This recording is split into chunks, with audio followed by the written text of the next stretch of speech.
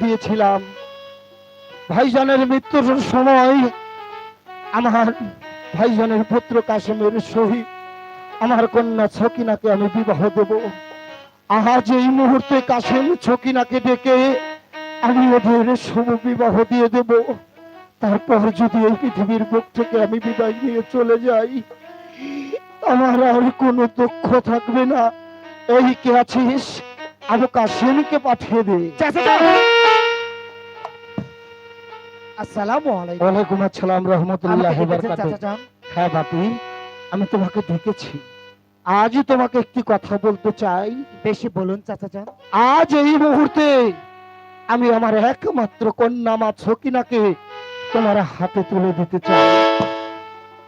চাচা যান, আপনার আমাদের কখনো বিমত আমি করিনি। আপনি যেটা ভালো মনে করবেন আমি তো সেই প্রস্তাবেই রাজি। কথাটা শুনে আমার হৃদয়টা ভরে গেল রে বাপি। এই কে আছিস?